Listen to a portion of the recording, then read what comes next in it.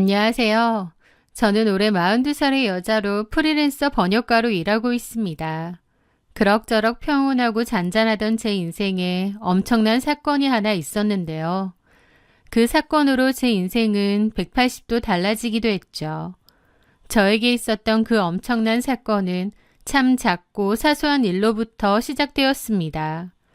저에게는 어떠한 일이 있었는지 그 사연에 대해 얘기해 보려 합니다. 남편 강민우는 6년 전 야심차게 건강기구 쇼핑몰을 창업했습니다. 피땀 흘려 회사를 키웠고 이제야 겨우 자리를 잡아 한숨 돌리나 싶은 때였죠.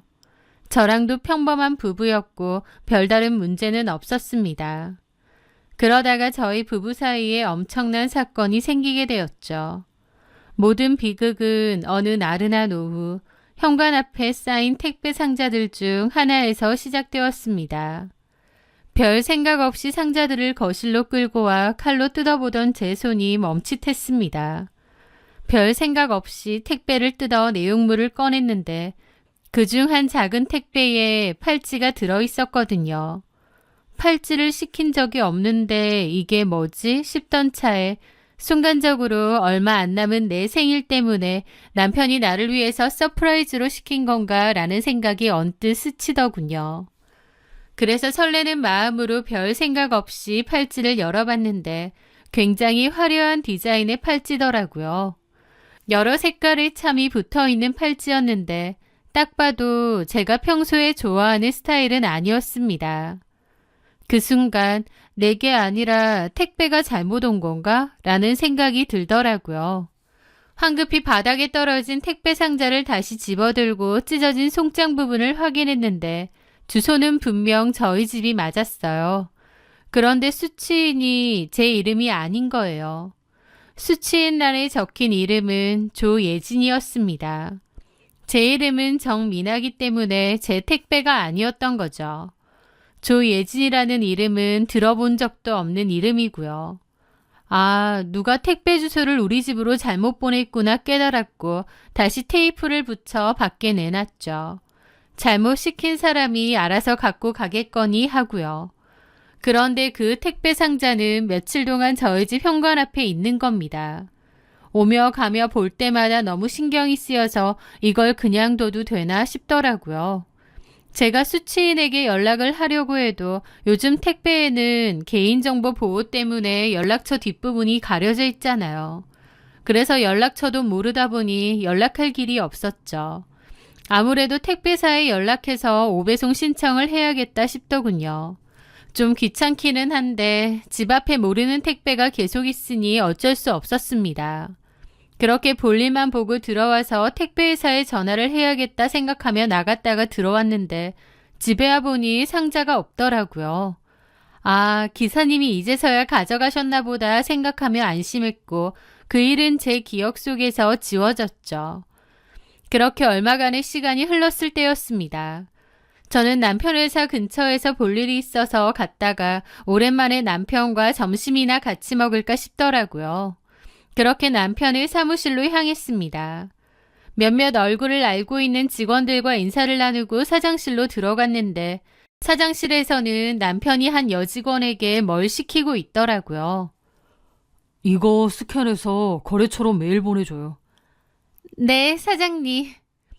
남편은 노크를 하며 들어오는 저를 그제야 보더라고요. 아, 왔어? 바빠? 조금만 기다려줘. 저는 저를 지나가는 그 여직원하고도 가볍게 눈인사를 했습니다. 그 여직원은 처음 보는 여직원이더라고요. 그런데 문득 그 여직원이 지나갈 때 제 눈을 사로잡는 것이 있었습니다. 바로 그 여직원 손목에 있던 팔찌였죠. 여러 가지 참이 붙어있는 그 팔찌. 그 팔찌는 분명 얼마 전 저희 집으로 잘못 배송이 되어 온 그 팔찌랑 똑같은 디자인이었습니다.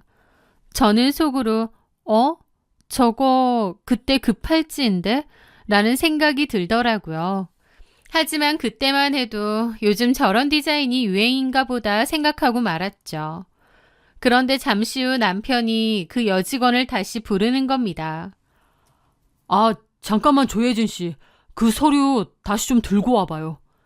조혜진이라는 이름에 저도 덜컹 하더라고요. 그 여직원 이름이 조예진이라는 거예요. 상자에 적혀 있었던 수취인의 이름이었던 거죠. 그 말인즉슨 저희 집에 오배송되었던 그 팔찌의 주인이 저 직원이라는 거잖아요. 그 순간 기분이 너무 이상하더라고요. 저 여직원의 팔찌가 왜 우리 집으로 배송이 되었지 싶어서요. 저는 조혜진이라는 여직원을 쳐다봤는데 그 여직원도 제 시선을 느꼈는지 쳐다보더라고요. 나이는 20대 중후반 정도 된 것 같고 수수한 외모였습니다.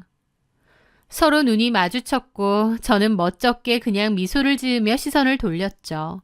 하지만 제 머릿속에서는 도대체 어떻게 된 걸까라는 생각이 가득했습니다. 남편과 점심을 먹는 내내 그 생각에 빠져 있었어요. 왜 그래? 아니야. 아까 근데 그 여직원 누구? 조혜진 씨라고 했나? 왜? 새로운 직원이야? 처음 보는데. 3개월 정도 됐어. 단순 격리하는 직원이야. 그렇구나. 근데 왜? 저는 그 팔찌에 대해서 말하려다가 일단 입을 닫았습니다. 아니야. 어리고 예쁘게 생겨서 그냥 궁금해서. 저는 애써 태연한 척하고 일단 밥을 먹었습니다. 그리고 나중에 잠깐 남편 사무실에 들렀을 때 남편 회사의 초창기 멤버이기도 한 박 실장님에게 슬쩍 말을 걸었습니다. 실장님, 저기 나 궁금한 게 좀 있는데. 뭔데요, 사모님? 오해는 하지 말고 혹시 새로 왔다는 조혜진 씨 말이에요. 네. 사장님이랑 특별히 좀 친하거나 그런 건 아니죠? 그런데 제 말에 박 실장이 좀 황당한 표정과 함께 웃더라고요. 갑자기 그런 걸 왜 물으세요, 사모님? 아니, 별다른 건 아니고. 왜요? 조혜진 씨랑 사장님이랑 무슨 문제가 있나요? 아니, 그게 아니라 저는 고민하다가 그 팔찌에 대해서 얘기했습니다. 절대 사장님이나 조혜진 씨한테는 말하지 말라고 당부하고요. 그런데 실장님이 제 말을 듣고 막 웃으며 그러더라고요. 그게 그거네요. 뭐가요? 조혜진 씨 결혼한다고 해서 사장님이 선물 하나 해준다고 했대요. 사장님이 평소에도 직원들한테 선물 잘 주시잖아요. 그래서 뭐 갖고 싶냐니까 조혜진 씨가 그 팔찌 얘기를 했나 봐요. 그래서 사장님이 주문해줬다고 하던데요. 그 말에 저는 머리가 확 맑아지더라고요. 저의 완벽한 오해였던 거죠. 어머, 그래요? 네, 조혜진 씨 곧 결혼하거든요. 남자친구도 한 번씩 퇴근한 예진 씨 데리러 사무실 와서 얼굴도 자주 보고. 그랬구나. 이 근처에 고깃집 아시죠? 사거리 쪽에 큰 고깃집. 그 집 아들이래요. 한 3달 뒤에 예식장 잡아놨다던데. 그 얘기 듣고 사장님이 선물 하나 해주고 싶으셨나 봐요. 그렇구나. 민망해라. 내가 괜한 오해를. 사모님, 아직 너무 신혼이셔. 저는 실장님의 장난 섞인 반응이 좀 민망하더라고요. 아니, 그런 건 아니고.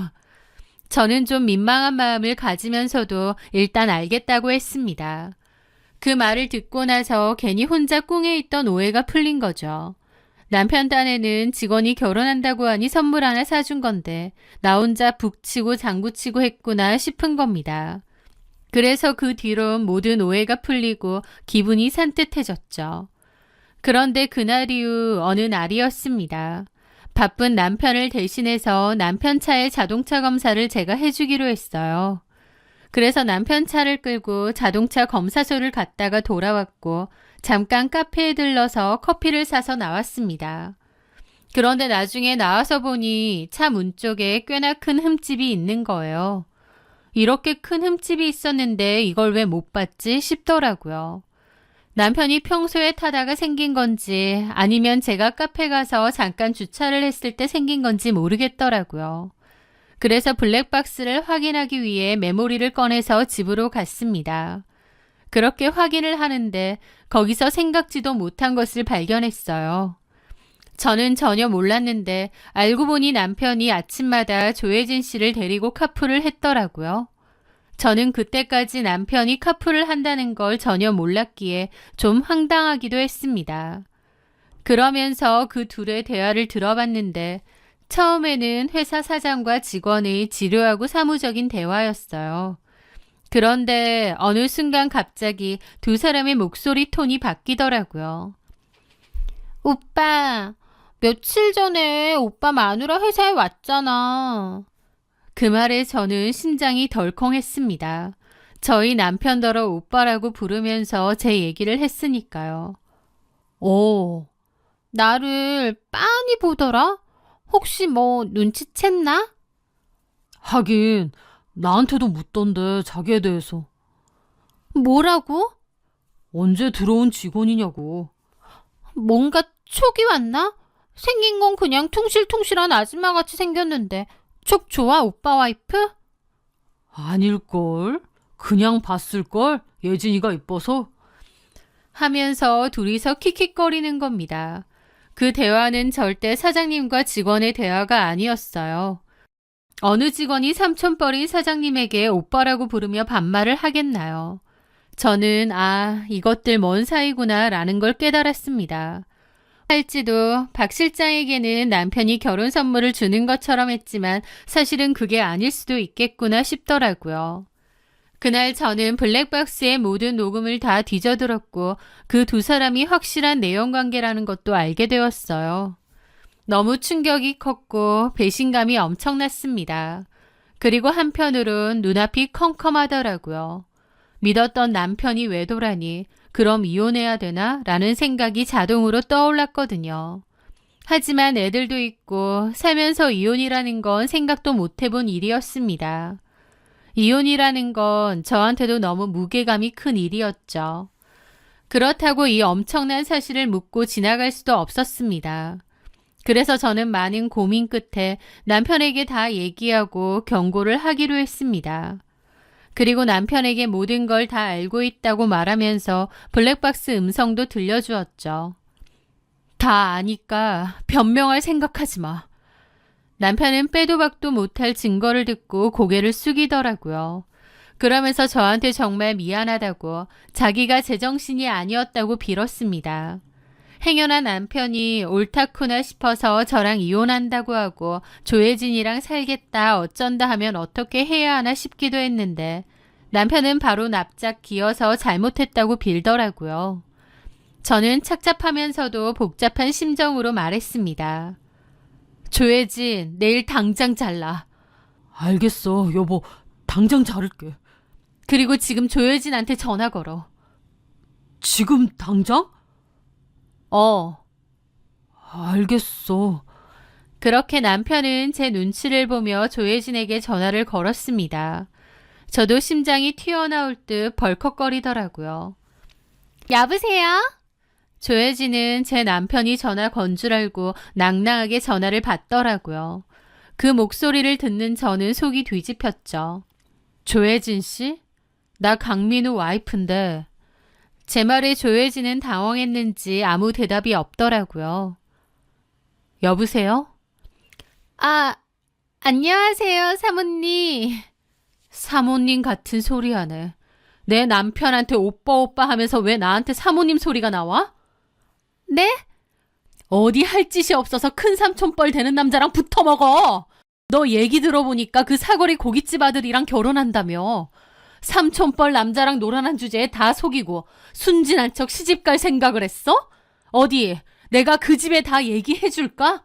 네 약혼남은 이런 거 아예 모르지? 죄송합니다 사모님. 한 번만 봐주세요. 어디서 나이도 어린 게 이따위 더러운 짓이나 하고 다녀.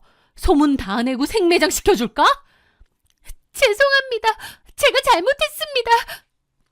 그러면서 조혜진은 죄송합니다 소리만 하면서 울고불고 매달렸습니다. 생각 같아서는 다 까발리고 싶은데 한 번은 참는다. 내일부터 회사 나오지 마.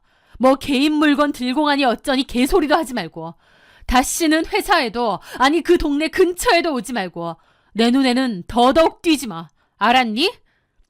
네, 그러겠습니다. 죄송합니다. 상간소송 할까 하다가 딱 한 번만 봐주는 거니까 처신 똑바로 해. 저는 조혜진에게 그렇게 말했고 전화를 끊었습니다. 그리고 남편에게도 처신 똑바로 하라고 딱 한 번은 봐주지만 두 번은 절대 안 봐준다고 말했습니다. 사실 남편이 한 짓은 너무 괘씸하지만 그렇다고 가정을 깨고 싶진 않았어요. 그래서 내린 결정이었죠. 제 속이 썩어 문드러질지언정 한 번은 덮고 넘어가기로 한 겁니다. 하지만 그 후에 가장 힘든 건 바로 저였습니다. 배신감과 분노로 불면증에 시달리고 소가리를 해야 했죠. 마음고생이 너무 심해 살이 쭉쭉 빠지더라고요. 그렇게 몇 달간의 시간은 흘렀고 남편은 제 앞에서 반성하는 척 가정적인 남편인 척을 했습니다. 하지만 이미 남편에게 신뢰를 잃은 저는 그런 남편의 행동이 더 괘씸하게 느껴지고 화가 났죠. 저 인간이 앞에선 저러고 뒤에선 나를 속이는 게 아닌가 끊임없이 그런 생각이 들었으니까요. 한번 넘어가 주기로 했지만 쉽지 않았고 제 마음속에는 혹시라는 생각이 자꾸만 들어서 괴로웠습니다. 덮겠다고 진짜 덮어질 문제가 아니었던 거죠. 그리고 제 마음 한구석엔 남편이 여전히 조혜진을 만날 것 같은 거예요. 그런 촉이 강렬하게 오더라고요. 그래서 저는 하루는 날을 잡고 남편이 샤워할 때 몰래 남편의 외투 주머니에서 휴대폰을 꺼냈습니다. 계속 의심스러운 마음이 있었기에 제 눈으로 확인을 해봐야겠더라고요. 카톡 목록에 조혜진은 없었습니다. 하지만 저는 뭔가 있을 것 같다는 생각에 이것저것 더 뒤져보게 되었는데 다른 메신저 어플에 비밀 채팅방이 있더라고요.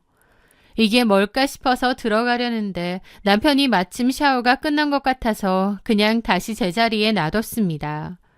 그리고 그날 밤 남편이 잠든 틈에 다시금 남편 폰을 확인해 보았는데 그 비밀 채팅방은 제 예상대로 조혜진과 남편의 채팅방이 맞더라고요.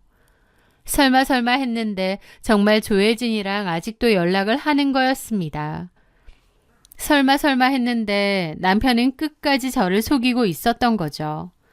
남편은 조혜진을 회사에서 해고했지만 대신 자기랑 친한 친구가 운영하는 사업장으로 재취업도 시켜주었더라고요. 남편은 조혜진과 가끔 따로 만남을 가졌고 조혜진에게 돈도 송금한 내역까지 있었습니다. 돈까지 지어주었던 거죠.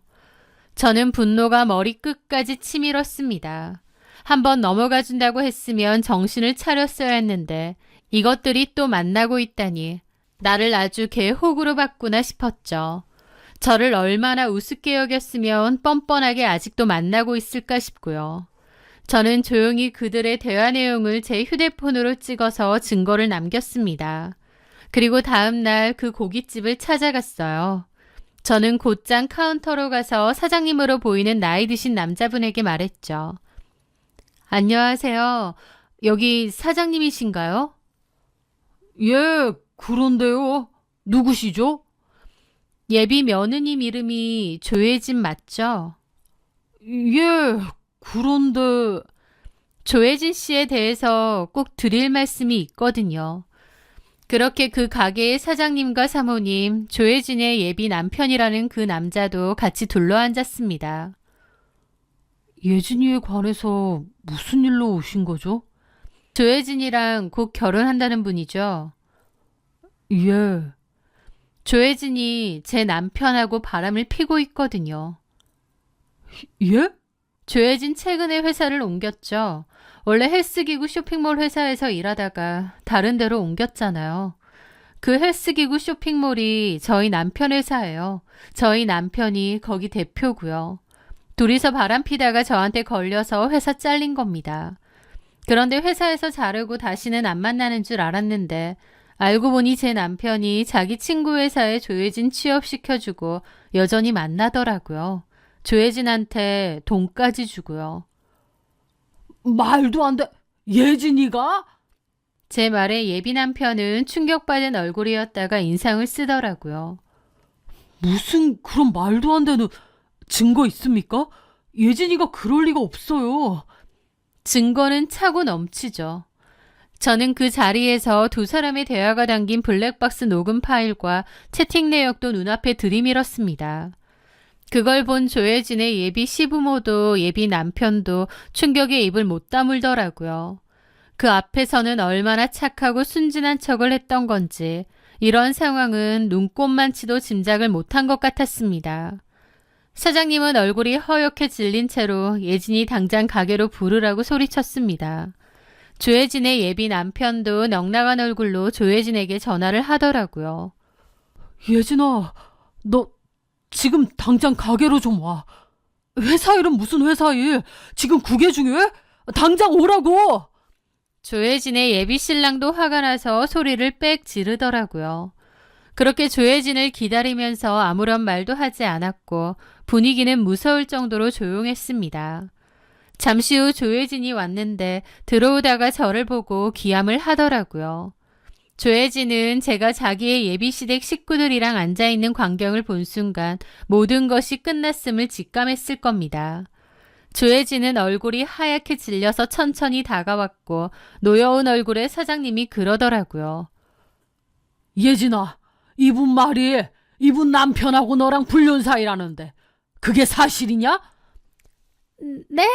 아니에요, 아버님. 뭔가 오해가 있는 것 같은데. 증거 다 확인했어. 전부 다. 무슨 증거? 말도 안 돼. 너 미쳤어? 너 그런 애야? 진짜 너네 전 사장하고 그렇고 그런 사이냐고. 도대체 왜? 조혜진은 낭패스러운 얼굴로 어쩔 줄 몰라 하더라고요. 그런데 그 순간 조혜진의 예비 신랑이 그러는 겁니다. 너 임신했다고 했잖아. 그 애는 내 맞아? 놀랍게도 조혜진은 임신을 했다고 하더라고요. 아마 예비 신랑만 알고 있고 예비 시부모님은 몰랐던 모양이었습니다. 예비 신랑의 그 말에 조혜진의 예비 시어머니는 입을 틀어막은 채 비틀거렸고 사장님은 분노로 온몸을 부들부들 떨더니 그 자리에서 벌떡 일어나더라고요. 그러더니 조혜진의 팔목을 잡고 따라오라고 했습니다. 조혜진은 울고불고 놓으라고 난리치면서 끌려갔죠. 사장님은 저더러 남편 회사 어디냐고 앞장서라고 했습니다. 그러면서 저도 따라오라고 했죠. 그렇게 사장님은 조혜진을 개처럼 끌고 갔고 조혜진은 놓으라고 소리 지르고 난리쳤지만 결국 그대로 끌려갔습니다. 화가 있는 대로 난 조혜진의 예비 신랑과 그의 어머니도 같이요. 그렇게 거리 한복판에서 조혜진은 가기 싫다고 색 난리를 쳤지만 결국 다 같이 남편의 회사로 갔습니다. 그때 마침 남편 회사에는 중요한 거래처 사장님들도 와 있었어요. 하지만 고깃집 사장님은 사무실 문이 박살나듯 열고 들어갔고 조혜진을 저희 남편 앞에 집어 던지듯 내팽개쳤습니다. 저희 남편도 갑작스러운 상황에 입이 뜨악했죠. 이 개 같은 놈아! 네가 내 며느리를 꼬드긴 그 놈이야? 조카뻘이랑 그러고 싶디? 나이도 먹을 만큼 먹은 놈이 직원 상대로 이렇게 추접스러운 짓을 하고 다녀? 고깃집 사장님의 호령에 사무실은 순식간에 아수라장이 되었습니다. 거래처 사장님들도 다 경악하고 남편은 어쩔 줄 몰라 하더라고요. 누구세요? 뭔가 오해가 있나 본데. 오해 같은 소리 안 해! 분노로 눈이 뒤집힌 사장님은 남편의 멱살을 잡고 책상으로 밀어붙였습니다. 그 사장님은 나이는 많지만 평생 고기 다듬는 일을 하셔서 그런지 풍채도 엄청 크고 얼굴도 무섭게 생기셨더라고요. 멱살을 잡히니 남편도 어쩔 줄 몰라서 버둥댔죠. 남편은 중요한 손님들이 지켜보는 앞에서 변명도 저항도 하지 못한 채 속수무책으로 멱살을 잡혔습니다. 거기 있던 거래처 사장님들은 불쾌함과 당혹감, 호기심이 뒤섞인 표정으로 쳐다보고 있더라고요. 바로 그때였습니다. 이 모든 광경을 망연자실 바라보며 바닥에 주저앉아 있던 조혜진이 비명을 지르고 생난리를 치더라고요. 배가 아프다고요. 처음에는 상황을 모면하려고 그러는 줄 알았는데 얼굴이 정말 핏기 없이 하얗게 질려서 뒹구는 겁니다. 결국 직원 한 명이 다급하게 119에 신고를 했고 조혜진은 구급차 들것에 실려 나갔죠. 나중에 들어보니 조혜진은 결국 유산을 했다고 하더라고요. 그런데 참 기막힌 게 그 유산한 아이가 제 남편의 아이였는지 아니면 조혜진의 예비 남편의 아이였는지는 아무도 모르게 되었다는 거였습니다. 그 일로 제 남편은 공들였던 중요한 계약도 파기가 되었습니다. 게다가 대표이사가 거래처 사장님들 앞에서 멱살을 잡히고 상간녀가 유산을 하는 그 끔찍한 막장 드라마의 주인공이 되었다는 소문이 그 좁은 업계에 쫙 퍼졌습니다. 어느 누가 남편 회사를 믿고 거래를 하겠어요. 그 사건은 일파만파 소문이 다 퍼져서 남편의 신용은 바닥으로 추락하게 되었죠. 조혜진도 당연히 파혼을 당했고 온 동네의 소문도 다 퍼졌습니다. 저는 남편에게 이혼 서류를 던졌고 조혜진에게는 위자료 소송 소장도 보냈어요. 남편은 잘못했다고 빌었지만 한 번 봐줬으면 됐지 두 번의 기회는 없었죠. 저에게 잘못 배송되었던 그 팔찌, 어쩌면 제가 모르고 있던 남편의 실체에 대한 경고가 아니었나 싶기도 합니다. 그 팔찌가 아니었다면 저는 어쩌면 그것들의 추악한 연극에 속아 바보 같은 아내로 남아있었을지도 모르니까요. 남편은 마지막까지 아이들을 봐서라도 한 번만 더 기회를 달라며 제 바지가랑이를 붙잡고 매달렸지만 저는 냉정하게 돌아섰습니다. 저는 이혼 후 재산을 정리해 아이들과 함께 새로운 동네로 이사했습니다. 처음엔 이혼을 하고 혼자 산다는 것이 좀 두렵기도 했는데 남편의 첫 외도를 봐주고 나서 몇 달 동안 지옥에서 살았던 것을 생각하면 차라리 좀 두렵고 허탈한 게 훨씬 낫겠더라고요. 이혼 후 새로운 인생을 열심히 살아가고 있습니다. 이혼 후의 삶에서는 분명 힘든 점, 어려운 점, 서러운 점도 많이 있어요. 하지만 저를 배신한 남편과 제 속 썩어가며 같이 사는 것보다는 훨씬 나은 게 아닌가 싶습니다. 그 모든 힘든 감정들도 저의 홀로 서기에는 다 필요한 과정이 아닌가 싶네요. 제 사연 들어주셔서 감사합니다.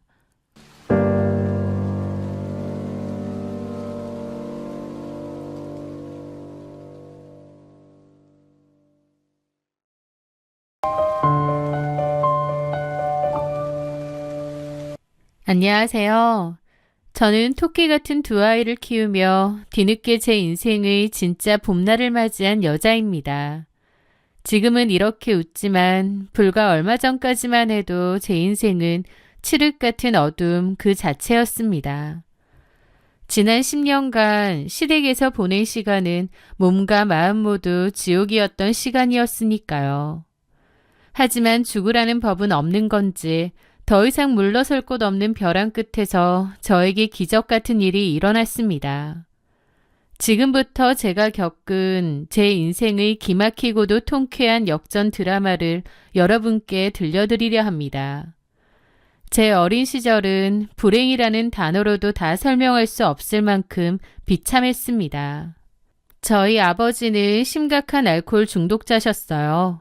매일 밤 술에 취해 들어와 집안 살림을 때려 부수고 공포에 떠는 엄마와 저희 남매에게 주먹을 휘두르는 게 일상이었죠. 그리고 아빠는 꼭 술을 먹고 오면 유리로 된 무언가를 깨트리는 버릇이 있었습니다. 유리컵, 소주잔, 나중에는 반찬 그릇까지요. 그 파편들은 바닥에 뒹굴었고 엄마가 눈물을 훔치며 그것들을 치우곤 했죠. 가난과 폭력, 그 지긋지긋한 굴레 속에서 그래도 오빠가 있었기에 괜찮았습니다. 오빠가 저를 지켜줄 거란 믿음도 있었어요. 그런데 오빠는 20살이 되던 해 저와 엄마를 두고 집을 떠나버렸습니다. 너무 힘들다, 괴롭다, 가족이 나에게 큰 짐처럼 느껴진다. 나는 내 인생을 살고 싶다라는 편지와 함께 오빠가 집을 떠난 것이었습니다. 오빠는 집을 떠나기 전 아르바이트로 모은 돈을 모두 엄마에게 드렸어요. 게다가 제가 갖고 싶어 했던 선물도 사줬죠. 저는 오빠의 계획을 모른 채 마냥 기분 좋고 신났었습니다. 그런데 이상하게도 저에게 선물을 주던 날 밤 오빠는 방에서 혼자 한참이나 흐느껴서 울었습니다. 혼자 떠날 생각이었기에 미안해서 그랬던 것 같아요. 그렇게 갑자기 오빠가 집을 떠나고 나서 한때는 오빠가 너무 원망스러웠습니다. 오빠니까 동생인 나를 지켜줘야지, 엄마도 지켜줘야지, 왜 혼자만 떠날 수가 있나라고요. 하지만 시간이 좀 흐르고 나니 오빠도 이해가 되더라고요. 오빠도 너무 어렸던 나이였습니다. 저보다 더 오랫동안 아빠의 폭력에 노출되어 있었고 오빠 역시도 아빠를 많이 두려워했어요. 아빠에게 맞설 수도 없는 성격이었는데 엄마와 저를 지켜주지 못하는 데서 오는 죄책감이 컸던 것 같습니다. 너무 버겁기도 했을 거고요. 갓 20살이 된 오빠에게는 집이 너무 무겁고 힘든 공간이었던 게 아닌가 싶습니다.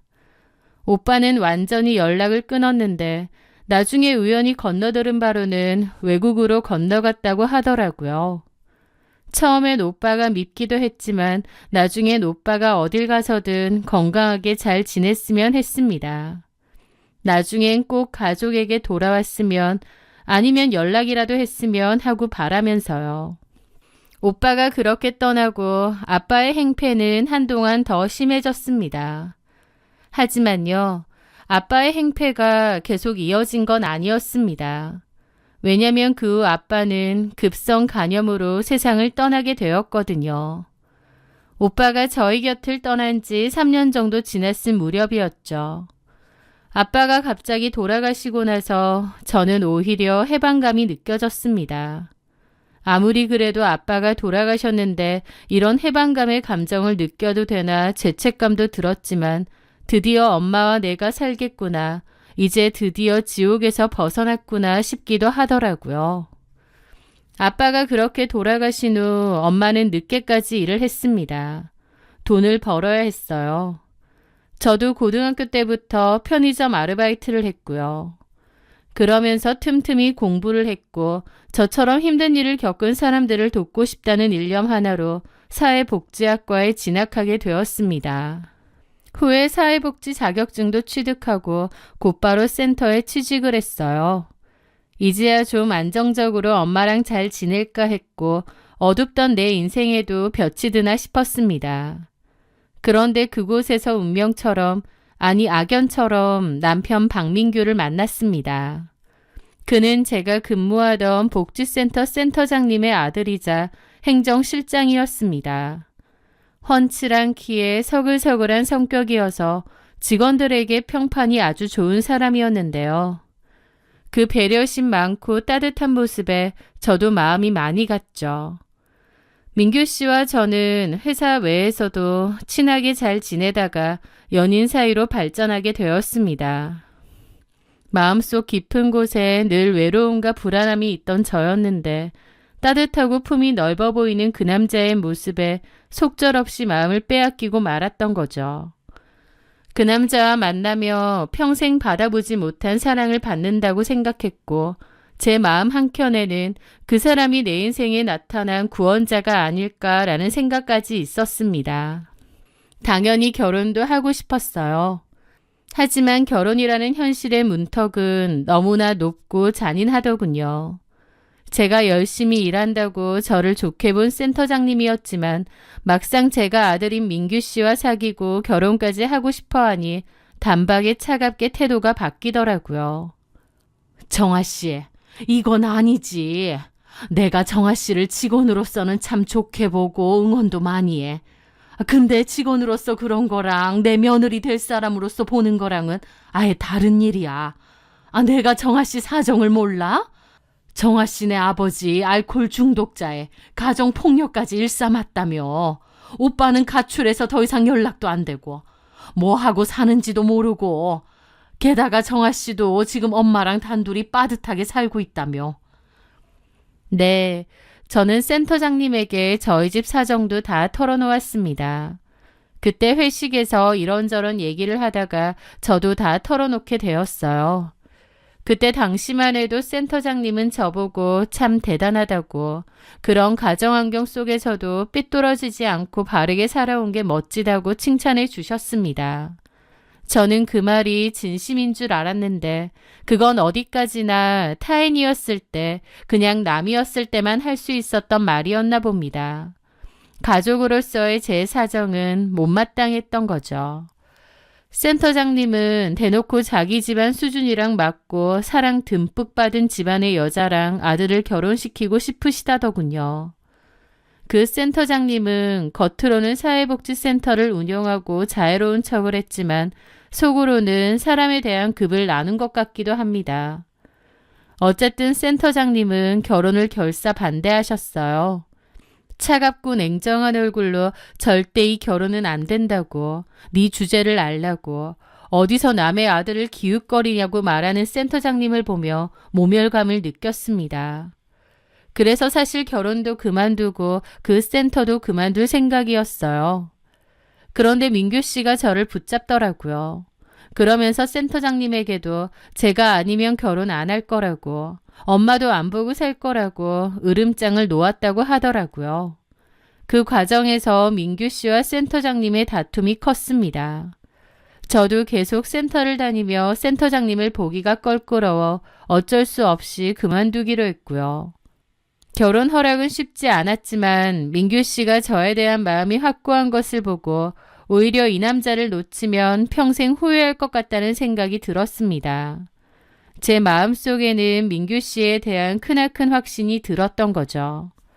민규 씨가 강경하게 나오자 센터장님도 결국 조건을 내걸며 마지못해 결혼을 허락하셨습니다. 센터장님이 내건 조건은 따로 일하지 말고 집에만 있으라는 거였습니다. 며느리가 센터에서 같이 일을 하면 오히려 좋을 것 같은데 어머님은 저에게 더 이상 사회활동하지 말고 집안에서 내조나 제대로 하라고 했습니다. 다만 사는 것도 시댁에서 같이 살아야 된다고 했어요. 분가는 안 된다면서요. 그게 어머님의 조건이라고 했죠. 사실 저도 사회복지사로서 쌓아온 제 커리어도 있고 또 이 일을 워낙 좋아했습니다. 그래서 계속 하고 싶었어요. 하지만 결혼을 위해선 모두 포기하고 시댁에 들어와 살림만 해야 했죠. 지금 돌이켜 생각하면 그냥 그 결혼을 안 한다고 단호히 그었어야 했지만 그때는 사랑에 눈이 멀어 오히려 감지덕지한 기회인 줄 알았습니다. 게다가 민규 씨도 저를 위해 자기 엄마랑 싸우는데 저도 어느 정도 제 의지를 보여야 된다고 생각했던 것 같아요. 그래서 그렇게 하겠다고 했습니다. 그것이 제 인생을 10년이나 갉아먹을 줄 모르고 말이죠. 예상대로, 아니 예상보다 훨씬 더 시집살이는 끔찍하고 처참했습니다. 어머님은 하루가 멀다 하고 제 자존감을 짓밟으셨거든요. 얘, 밥상이 이게 뭐니? 반찬을 이따위로 해놓고 먹으라는 거야? 아휴, 가난한 집구석에서 자라서 그런가 음식도 아주 궁상스러운 것만. 너 오늘 이불 빨래 싹 해놔라. 너 같으면 힘들게 일하고 돌아와서 꿉꿉한 이불이랑 베개 위에서 자고 싶니? 이런 것까지 내가 가르쳐야 돼. 집안일도 일이야. 대충대충 할 생각 말고 똑바로 정신 차리고 해. 나 너 완전히 며느리로 받아들인 거 아니다. 네가 잘해야 나도 그만큼 너에 대한 마음이 열리는 거야. 똑바로 해. 그러면서 하루가 멀다 하고 저를 비난하고 멸시하고 잔소리를 퍼부어댔습니다. 사실 시어머니에게 저는 처음부터 끝까지 며느리가 아니었던 것 같아요. 그냥 무보수에 집에서 같이 지내는 하녀나 노비쯤이 아니었나 싶습니다. 저는 아이 둘을 낳았는데 제가 아이를 낳고 나서도 그 무시는 여전했습니다. 저는 아이를 낳은 후 산후조리는커녕 사흘 만에 찬물에 손 담그며 집안일을 해야 했고 명절이면 그 많은 시댁 친척 밥상을 혼자 차려내야 했습니다. 손등이 트고 갈라져 피가 배어 나와도 어머님은 저를 신경 쓰지도 않았죠. 가장 서러운 건 명절 당일이었습니다. 온 가족이 모여 하하호호 웃고 떠들 때쯤이면 어머님은 저를 일할 때만 부려먹고 아닐 때는 거의 투명인간 취급을 했습니다. 며느리가 거의 없는 것처럼 했던 거죠. 그렇다고 남편은 잘했느냐고요? 아니요. 그랬다면 제가 그토록 서럽고 비참하진 않았을 겁니다. 결혼 전에는 그렇게 저 좋다고 저 아니면 안 된다고 하더니 결혼하고 나니까 지네 엄마랑 똑같이 변하더라고요. 저는 그 어디에도 마음 둘 곳이 없이 외롭고 서글프게 매일매일을 보냈던 것 같습니다. 명절이 다 끝나면 보통은 친정으로 가잖아요. 하지만 어머님은 마지막 날까지 저를 부려먹어야 되니 잘 안 보내주셨어요. 그런데 마지막 명절날 갑자기 저더러 친정에 가라고 하더라고요. 그런데 정작 남편은 안 간다고 했습니다. 센터 일이 바빠서 그렇다느니 핑계를 대면서 저만 가라고 하시더라고요. 그래서 저는 그날 아이들만 데리고 친정에 갔었죠. 그런데 그 후부터 남편의 행동은 묘하게 수상해지기 시작했습니다. 센터 일이 부쩍 바쁘다며 외박이 잦아졌어요. 그런데 저도 센터 일 해봤잖아요. 그렇게까지 야근하고 늦을 일이 없거든요. 그런데도 남편은 갖은 핑계를 대며 늦게 들어오기 일쑤였죠. 게다가 들어올 때마다 묘하게 낯선 여자 향수 냄새를 풍겼습니다. 집에서도 휴대폰을 손에서 놓지 않았고 화장실 갈 때도 샤워할 때도 폰을 꼭 챙겨 들어갈 정도였죠. 그것뿐인가요? 제가 근처에만 가도 소스라치게 놀라며 화면을 끄거나 벌컥벌컥 괜히 화를 낼 때도 자주 있었습니다. 이렇다 할 증거가 있는 건 아니지만 여자의 직감이랄까요? 쎄하고 불길한 느낌은 지울 수 없었습니다. 그러던 어느 날이었습니다. 남편과 어머님이 다 출근을 했어요. 어머님은 저에게 당신 방도 제대로 청소해 놓으라고 겉에 보이는 것만 치우는 게 아니라 침대 밑이나 서랍 밑 먼지도 싹 닦아 놓으라고 청소를 시키셨습니다. 저는 그렇게 어머님 방을 청소했어요. 그런데 보니까 침대 옆 협탁에 핸드폰이 그대로 있는 겁니다. 아마 충전기를 꽂아놓고 그대로 나가신 모양이었어요. 어머님은 핸드폰을 깜빡할 때가 종종 있으셨거든요.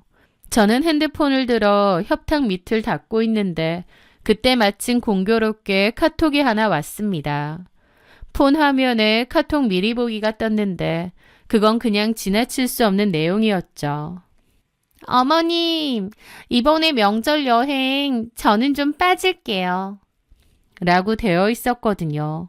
저희 어머님 보고 어머님이라고 부르는 사람이 저 말고 누가 있겠나요?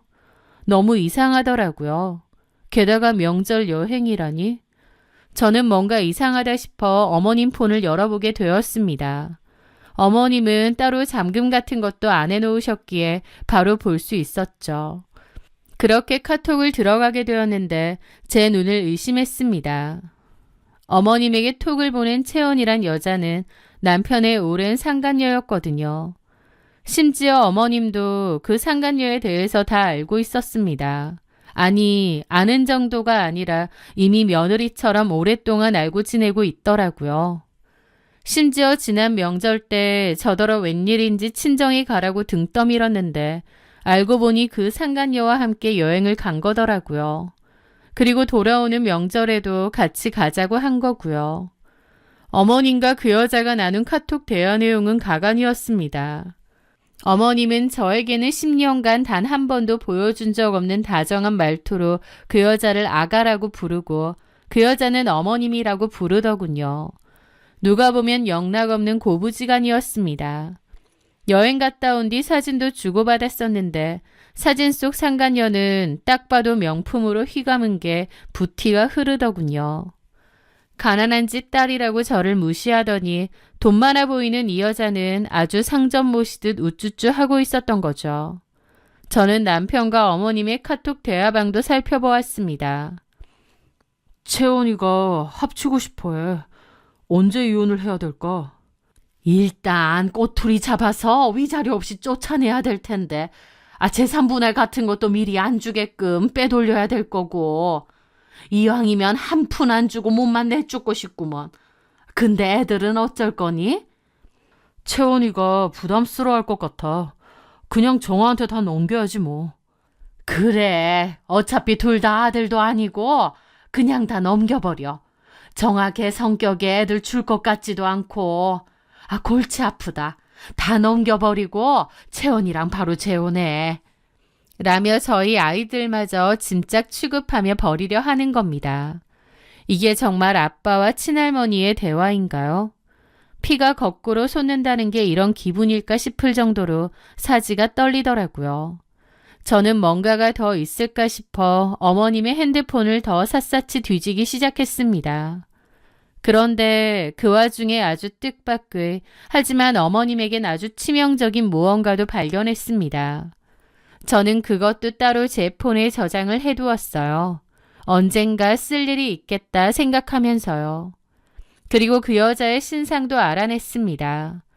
카톡 프로필을 통해 그녀가 시내에서 이채원 발레 학원을 운영하는 원장이라는 것을 알게 되었죠. 다음 날 저는 떨리는 가슴을 진정시키며 곧장 그 발레 학원으로 찾아갔습니다. 그리고 원장실로 들어갔죠. 그녀는 저를 보더라고요. 등록 상담 오셨어요? 그래서 제가 그랬죠. 아니요, 이채원 씨 되시죠? 제 목소리가 심하게 떨리더라고요. 누구세요? 박민규 와이프 되는 사람입니다. 제 말에 그녀는 어이없다는 듯 저를 위아래로 훑어보더라고요.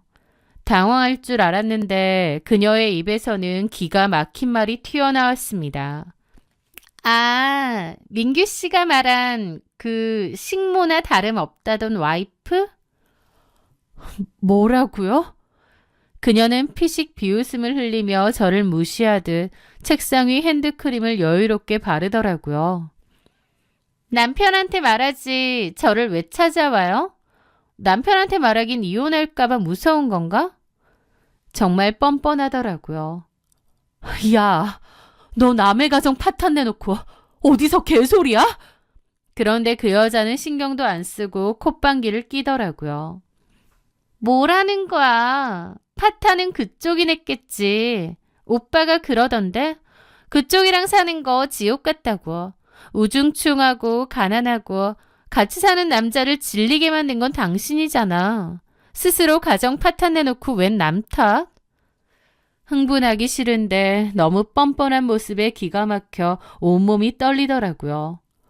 너 미쳤구나. 내가 이 사실 다 알리면 너 학원 문 닫게 할 수도 있어. 제 경고에도 그녀는 눈 하나 깜짝 안 하더군요.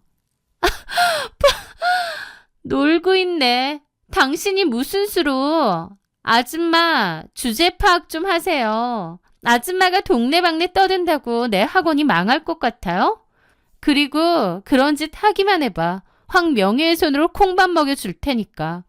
영업 방해하지 말고 꺼지세요. 쫓아내기 전에.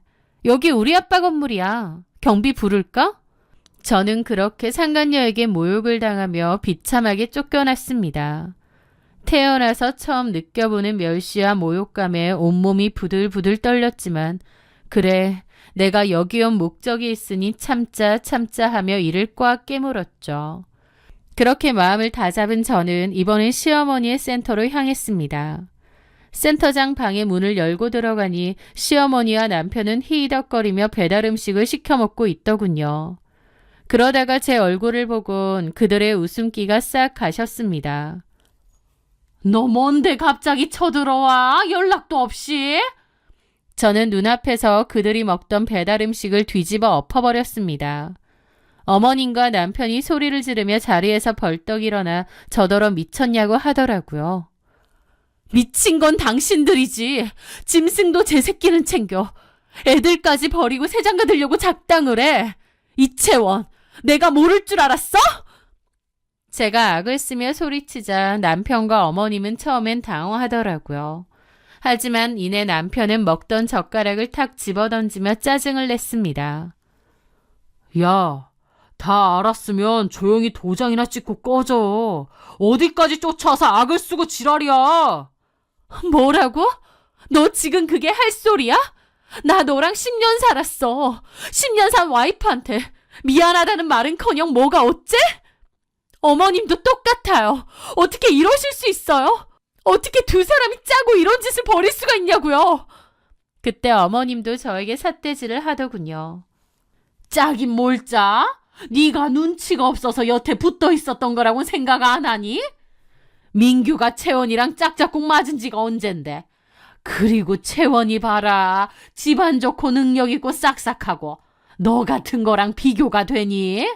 나는 애초에 그런 며느리 얻고 싶었어. 너 같은 거 말고.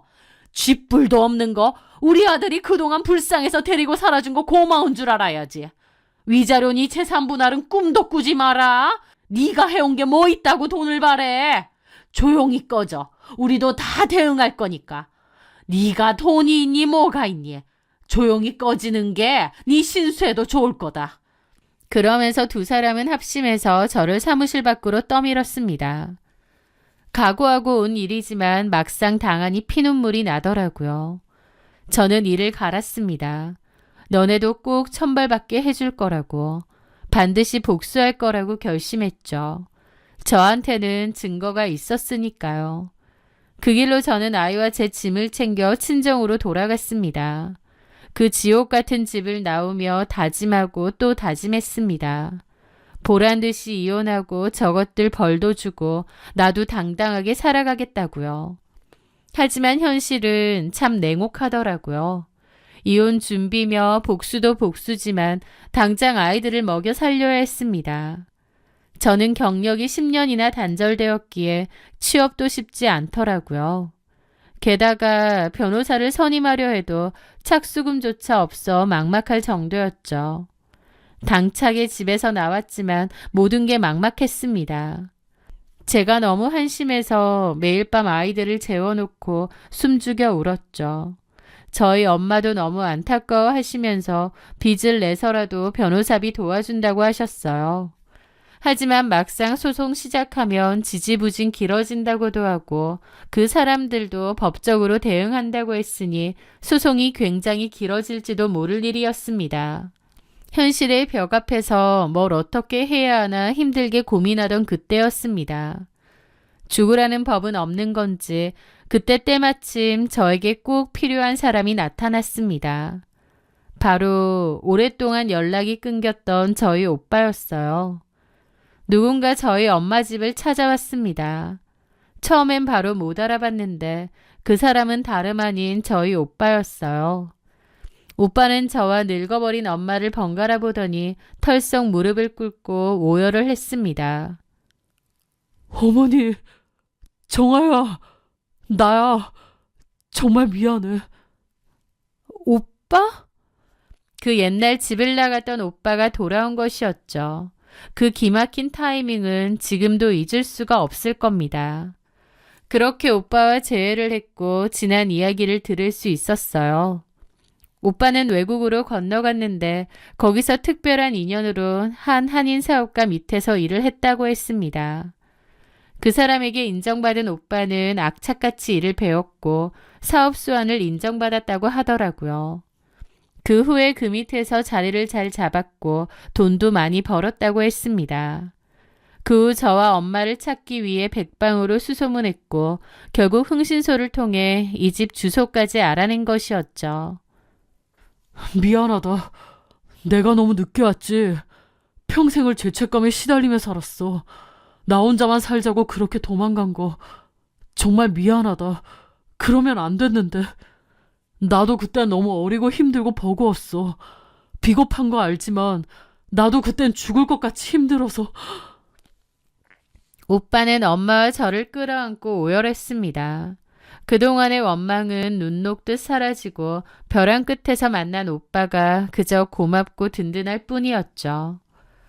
오빠의 이야기가 끝나고 오빠는 저한테는 어떻게 살았느냐 물어보더라고요. 저는 그동안 겪었던 지옥 같은 시집살이와 남편의 외도 그리고 빈손으로 쫓겨난 사연을 모두 털어놓았습니다. 이야기를 듣는 내내 오빠의 주먹은 부들부들 떨렸습니다. 그 짐승만도 못한 것들 감히 내 동생을. 정아야, 이제 걱정하지 마라. 오빠가 다 도와줄게. 나만 믿어. 네 눈에서 눈물 나게 만든 그것들 내가 피눈물 나게 해줄게. 그렇게 오빠는 제 이혼을 적극적으로 도왔습니다. 오빠는 국내 최고의 로펌 변호인단을 고용했습니다. 변호비는 오빠가 다 내줬죠. 변호사 측에는 제가 이미 확보한 증거들이 확실했기에 승소는 확실하다고 했는데 관건은 더 많은 위자료와 재산분할 등이 목적이었습니다. 사실 외도 사실을 알고 난 뒤 그 상간녀와 남편을 찾아간 이유가 있었습니다. 그 모욕을 당하면서 녹음이 필요했거든요. 그들의 뻔뻔한 목소리가 아주 잘 녹음이 되어 있더라고요. 어머님의 핸드폰에서 발견한 카톡 캡처도 다 있었기에 증거는 차고 넘쳤습니다. 그리고요, 외도 사건과 별개로 저는 히든카드도 꺼냈습니다. 사실 어머님의 핸드폰을 봤을 때 제가 본 또 다른 어머님의 비밀이 있었거든요. 바로 어머님이 운영하는 복지센터의 회계 장부를 찍어둔 사진들이었는데 자세히 보니 이중 장부였습니다. 정부 보조금을 불법으로 횡령하고 돈을 빼돌린 내역들이 적나라하게 적혀 있었죠. 저는 그 장부 사진들을 모두 제 폰으로 옮겨 저장해 두었습니다. 저는 변호사를 통해 구청과 경찰, 검찰에 동시다발적으로 고발장을 접수했습니다. 복수는 거기서 끝이 아니었어요. 오빠는 법적인 처벌뿐만 아니라 그것들의 만행을 세상에 알려야 된다고 했습니다. 하지만 제가 직접적으로 알리면 명예훼손이 되기 때문에 따로 사람을 고용해 지역 맘카페와 커뮤니티에 이 사실을 알렸습니다. 충격, 시내 발레학원 원장, 유부남과 불륜하고 본처 내쫓은 거 아시나요? 바른 복지센터장의 두 얼굴, 며느리 학대하고 보조금 횡령까지 등에 글을 올린 거죠. 결과는 실시간으로 그리고 아주 통쾌하게 나타났습니다. 지역 학부모들이 들고 일어난 거죠. 불륜녀가 가르치는 학원에 어떻게 애를 보내냐며 환불 요청이 빗발치고 학원도 완전 도마 위에 올랐다더군요. 그 후 임시 휴업을 걸었다고 하고요. 게다가 시어머니의 복지관도 보조금 횡령으로 신고가 들어갔기 때문에 압수수색이 이루어졌다고 했습니다. 어머님은 저에게 전화를 걸어 쌍욕을 퍼부었습니다. 당장 글 내리라고요. 아니면 명예훼손으로 콩밥 먹일 거라면서요. 저는 얼마든지 명예훼손 걸어보라면서 내가 올린 적이 없는데 뭘로 걸 거냐고, 어디 개망신 당해보고 싶으면 해보라고 똑같이 조롱했죠. 실제로 그들이 그 글쓴이를 추적해 저를 고소하려 했지만 글을 올린 사람은 제가 아닌 전혀 모르는 제3자였던 데다 IP 추적이 불가능한 전문가의 솜씨였기에 여차저차 무혐의로 끝났습니다. 시어머니의 복지관 보조금 횡령은 액수가 억대인데다 기간도 오래되고 고질적인 문제였기에 결국 구속수사를 받게 되었다는 이야기도 전해 들었습니다. 변호사 말로는 실형을 피하기 어려울 거라고 하더군요. 그 난리통에 이채원과 남편놈 사이도 끝장이 났다고 들었고요. 남편은 직장도 잃고 상간녀에게 버림받고 어머님은 감옥에 갈 신세고 그야말로 손잡고 완벽하게 나락으로 떨어졌습니다. 제가 그 집을 나올 때 무슨 수를 써서라도 복수하겠다고 다짐했는데 결국 제가 원하는 대로 된 거죠. 모든 악연이 정리된 후 오빠는 저희 가족을 전망 좋은 시내의 새 아파트로 데려갔습니다. 정아야, 그리고 엄마, 이제 여기서 편하게 살아. 내가 그때는 비록 엄마도 정아도 못 지켜줬지만 이제는 꼭 지켜줄게. 저는 오빠 손을 잡고 눈물을 흘리며 말했습니다. 너무 고맙다고. 그리고 더 이상 엄마와 나에게 미안한 마음도 죄책감도 갖지 말라고 말이죠. 그 후 저는 다시 사회복지사 자격증을 살려 재취업에도 성공했습니다. 예전처럼 누군가의 눈치를 보는 식모 며느리가 아닌 당당한 커리어 우먼으로서 제 삶을 주체적으로 잘 살아가고 있습니다. 길고 길었던 어둠의 터널을 지나 이제야 진짜 눈부신 빛을 만난 기분입니다. 저는 가족이라는 든든한 울타리 안에서 그 어느 때보다 행복하게 웃으며 살아가려 합니다. 제 긴 복수극 그리고 인생 역전 이야기를 들어주신 여러분들 모두 감사합니다.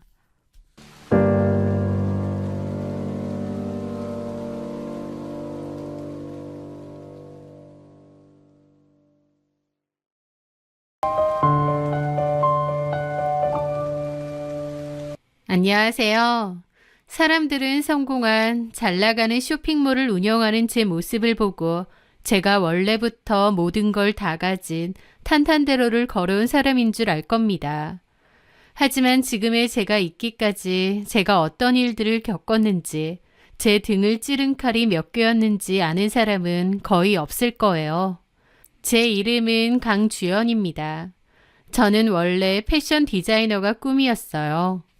옷이 좋아서 패션 디자인을 전공했고 졸업 후 운 좋게 한 의류회사의 디자이너로 취업까지 했죠. 매일 밤을 새워도 선배들한테 깨져도 내가 좋아하는 일을 하다 보니 행복했던 것 같아요. 그러던 어느 날 저희 회사 대표님이 거래처 기업에서 주최하는 연말 파티에 저를 데려가셨는데요. 좀 큰 파티라고 했고 연예인들도 온다고 하더라고요. 업계 관계자들도 보고 눈도장도 찍을 수 있는 좋은 기회다 보니 당연히 기쁜 마음으로 따라갔죠. 그리고 거기서 그 남자 고정우를 만났습니다. 그곳은 호텔 꼭대기층 연회장이었는데 굉장히 크고 화려한 곳이었습니다. 저는 그 틈에서 조금은 어색하게 또 뻘쭘한 기분으로 있었던 것 같아요. 대표님은 여기저기 인사하고 이야기하러 다니시느라 바빴고 저는 그냥 어정쩡하게 서서 구경을 하고 있었을 때였습니다. 잠시 후 대표님이 와서는 저를 부르셨죠. 주연 씨 혼자 있기 뻘쭘했겠네. 이리 좀 와봐요. 그렇게 대표님은 어떤 분에게 저를 소개해 주셨는데요. 그분은 패션 디자인 업계 사람이나 방송 관계자 같은 느낌은 아니었습니다. 좀 더 단정하고 똑 떨어지는 느낌이었거든요. 다만 여유로운 미소를 짓고 있었고 차분하고 여유가 넘치는 분위기였습니다. 저보다 나이는 많아 보이더라고요. 아, 이분은 프라이빗 피부과 원장님이셔. 연예인들이 주로 많이 오는 곳이지. 아, 그렇구나. 처음 뵙겠습니다. 강주연입니다. 그분은 미소를 지으며 그러더라고요. 안녕하세요. 고정우입니다. 파티는 좀 어떠세요? 예, 좋아요. 이런데 처음 와봐서 조금 어색하긴 한데 좋은 경험인 것 같아요. 그러면서 자연스럽게 얘기를 좀 나누게 되었습니다. 그 남자는 저보다 10살이 많았습니다. 나중에 대표님에게 들어보니 연예인들이나 재벌들도 오는 프라이빗하고 고급스러운 피부과 원장이라고 하더라고요. 돈도 정말 잘 번다고 했고요. 그 얘기를 들었을 때 아, 그렇구나 하고 말았습니다. 돈 잘 벌어서 좋겠다, 능력 좋으시구나 그런 생각이었을 뿐이죠. 그날 그렇게 가벼운 대화만 좀 나누고 헤어졌는데 다음 날에 그 고정을 하는 의사분이 대표님에게 제 연락처를 물어 연락이 오는 거예요. 그러면서 주말에 식사라도 괜찮은지 물어보시더라고요. 저는 좀 당황스럽기도 했고 개인적으로 만날 생각은 전혀 없었기에 정중히 거절했습니다. 나이도 저보다 10살이 많다고 했기에 제 눈에 그냥 돈 많은 의사였지 이성적인 감정은 전혀 없었거든요. 그런데 그날 이후로도 고정우 씨로부터 연락은 끊기지 않았습니다. 아침 저녁으로 좋은 아침이에요 하는 안부 문자부터 시작해서 점심은 먹었어요? 옷 따뜻하게 입었어요? 한번 병원 놀러와요. 피부 시술해 줄게요. 등등 연락이 종종 왔던 거죠. 솔직히 말하면 너무 부담스럽고 왜 이러나 싶더라고요.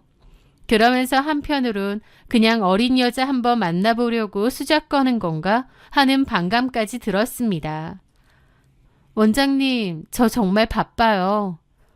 바쁘면 제가 주연 씨 회사 근처로 가면 되죠. 잠깐 5분이라도 얼굴만 보는 건 괜찮잖아요. 원장님, 솔직히 이러시는 거 좀 부담스럽습니다. 안 그러셨으면 좋겠어요. 저는 정중하게 거절을 했음에도 그 남자는 불도저처럼 다가왔습니다. 한 번은 제가 퇴근하는데 회사 앞에 번쩍거리는 외제차가 서 있더라고요. 고정우였죠. 저랑 저녁 식사를 하자고 하는 거예요. 그 막무가내의 모습에 너무 질리더라고요. 원장님, 저 분명히 거절 의사 밝혔는데요. 이러시는 거 너무 불편합니다. 그리고 저 약속 있어서 이만 가보겠습니다. 저는 그를 무시하고 그대로 택시를 잡아 타고 가버렸어요. 이 정도 말했으면 알아들어야 되는데 다음날 회사로 어마어마하게 큰 꽃다발이랑 명품 브랜드 가방이 든 쇼핑백까지 보낸 겁니다. 카드에는 어제는 미안했어요. 그래도 내 진심은 알아주길 JW라고 쓰여 있었죠. 정말 회사 사람들이 다 쳐다보는데 얼굴이 화끈거려서 죽는 줄 알았습니다. 주변 선배들은 부러움과 비아냥을 섞어서 조롱하기도 했죠. 와, 역시 어리고 봐야 해. 그 잘 나가는 피부과 원장이 완전 목을 매네. 워낙 주연 씨가 예쁘잖아. 풋풋하고 어리고. 그 원장님 스타일인가 봐, 주연 씨. 잘 생각해. 회사에서 맨날 개고생하는 것보다 잘 나가는 피부과 원장 사모. 얼마나 좋아. 그러면서 빈정거리는데 너무 싫고 화가 나더라고요. 또 내가 분명 거절했는데 이 남자가 지금 나를 뭘로 보고 싶기도 하고요. 저는 그 길로 그 남자에게 전화를 걸어 단호하게 말했습니다. 원장님, 지금 통화 괜찮으세요? 용건만 간단히 할게요. 제 목소리가 하도 싸늘해서 그 남자도 당황했는지 괜찮은데 무슨 일 있어요? 하더라고요. 원장님, 이런 거 받을 생각 전혀 없고요. 두 번 다시 이런 식으로 제 공적인 생활까지 침범하지 말아주세요. 원장님은 그냥 호의로 재미로 보내셨는지 몰라도 저는 회사에서 굉장히 곤란합니다. 주연 씨, 내가 곤란하게 했다면 미안한데 나 절대 재미도 뭐도 아니에요. 진심이에요. 어쨌든 저는 싫습니다. 제가 분명히 말씀드렸잖아요. 저는 원장님 만날 생각 없다고요. 원장님 눈에는 제가 이런 걸로 쉽게 넘어갈 사람으로 보이셨던 것 같은데 사람 그렇게 돈으로 보지 마세요. 다시 퀵으로 돌려보낼 테니까 그렇게 아시고요. 저는 그 말만 하고 전화를 그냥 끊어버렸습니다. 주변에서는 뭘 그렇게까지 하느냐 했지만 저는 솔직히 저에게 장난친다는 생각밖에 안 들더라고요. 그런데 그 남자는 그 후에도 저에 대한 마음을 포기하지 않았습니다. 다시는 선물 같은 거 함부로 보내지 않겠다면서 대신 저에 대한 자기 진심을 보여주겠대요. 그러면서 제가 야근하고 새벽에 퇴근하면 회사 앞에 차를 대고 기다리고 있었어요. 그냥 위험하니 데려만 준다면서요. 게다가 자기랑 안 봐도 되니까 이거 보라면서 전시회 표나 뮤지컬 표도 전해주기도 했죠. 오히려 물량 공세를 할 때보다 그런 식으로 진심 어리게 다가오니 제 마음도 흔들리더라고요. 게다가 내가 뭐라고 이 잘난 남자가 이렇게 목매달까 싶어서 미안하기도 했고요. 어느 순간 저는 그 남자의 어른스러운 다정함에 저도 모르게 기대고 있었습니다. 결국 그 지극정성에 마음이 흔들리고 말았던 거죠. 그렇게 저희는 연애를 시작했습니다. 그는 정말 완벽한 남자친구였어요. 바쁜 와중에도 저를 챙기고 제 일에 아낌없이 응원해줬죠. 그렇게 반년쯤 만났을 때였어요. 그가 저한테 청혼을 하더군요. 주연아, 나랑 결혼하자. 내가 평생 행복하게 해줄게. 행복했죠. 그런데 그 행복도 잠시 그가 그 후에 충격적인 고백을 하는 거예요. 주연아, 내가 계속 말하려고 했는데 이제 와서 밝혀서 미안해. 실은 나 과거에 결혼을 한 번 했었어. 결혼 생활도 짧았고 이혼한 지는 꽤 됐어. 아이도 없고. 그 순간 머리를 망치로 한 대 맞은 것 같았습니다. 이혼을 했었다고? 미안해. 너 놓치기 싫어서 고민하다가 말할 타이밍을 놓쳤어. 하지만 과거일 뿐이야. 저는 그 자리에서 그 남자 뺨을 때리고 싶었습니다. 지금 그게 문제야? 나한테 거짓말을 한 거잖아. 그동안 나를 속인 거잖아.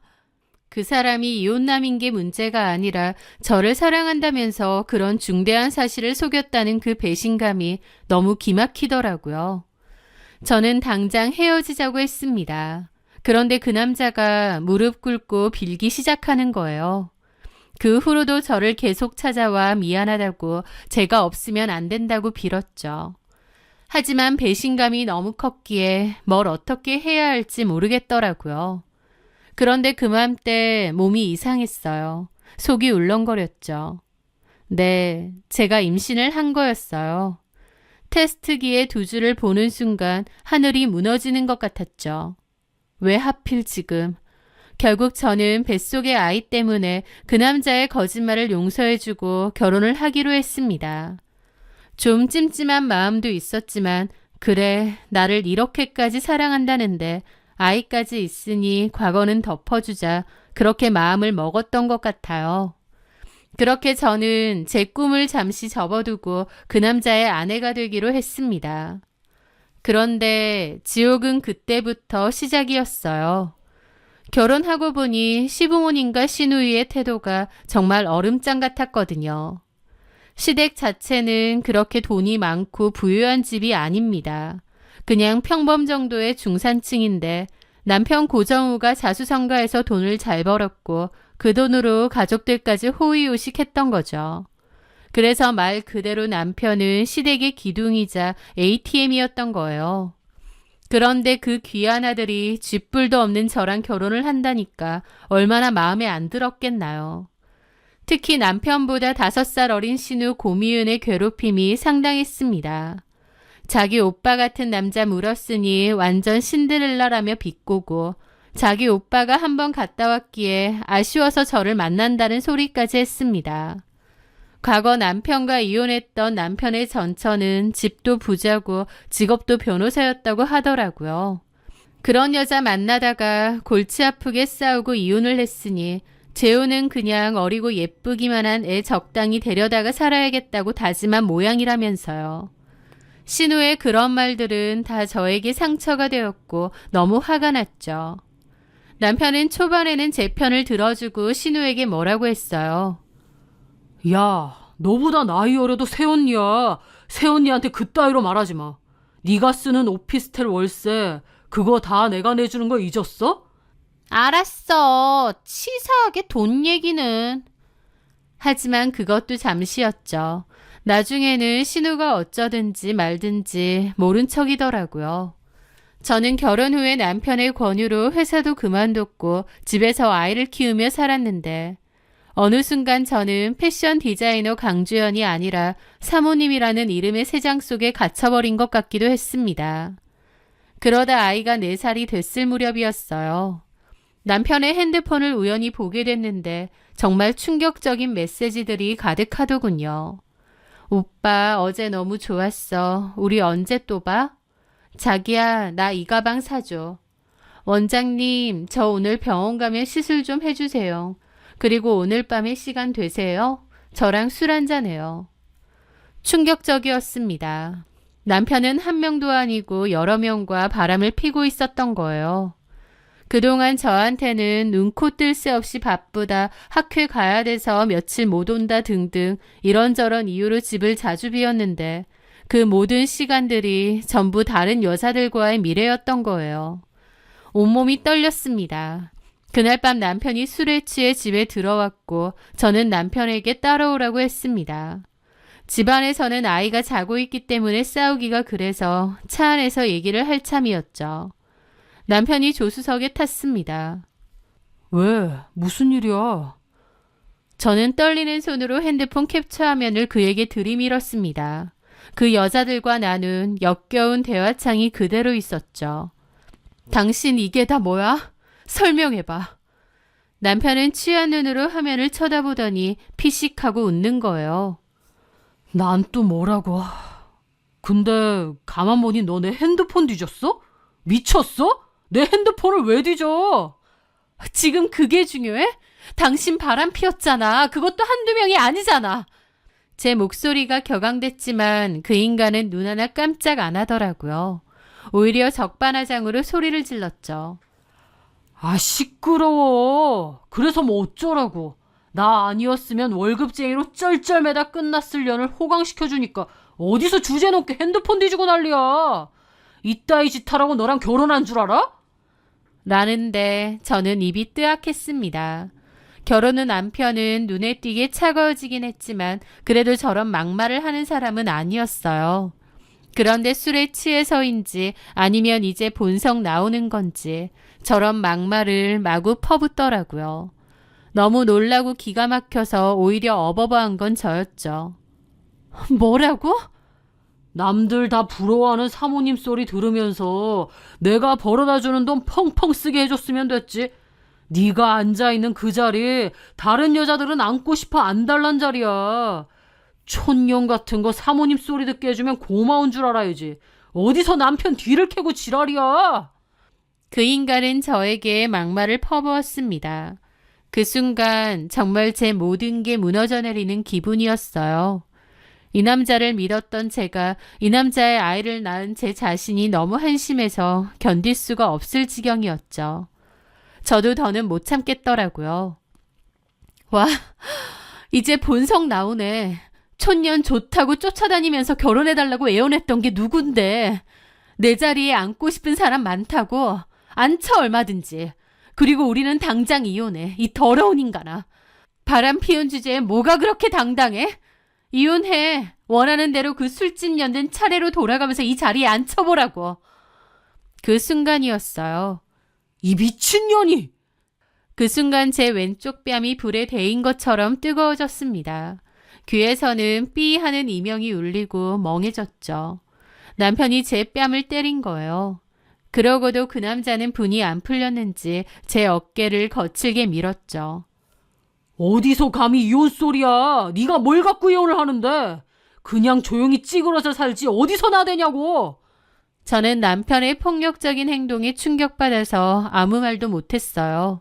그냥 덜덜 떨리는 손으로 가만히 있었고 남편은 미친 듯이 저에게 폭언을 퍼부었습니다.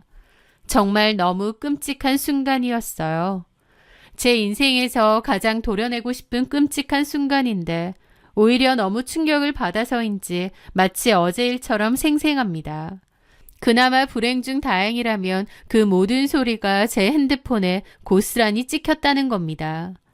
저는 남편에게 이야기를 하자고 할 때 일부러 동영상 버튼을 눌러 주머니에 넣고 있었거든요. 남편에게 폭언과 폭행을 당한 저는 그 길로 아이를 데리고 집을 나왔습니다. 그리고 바로 이혼하겠다고 결심했죠. 변호사를 만나고 이혼 소송을 걸었습니다. 위자료 소송도요. 남편은 뒤늦게서야 사태 파악이 됐는지 저를 찾아와서 무릎 꿇고 빌더군요. 주연아, 미안해. 내가 술에 취해서. 제발 이거 소문나면 나 끝장이야.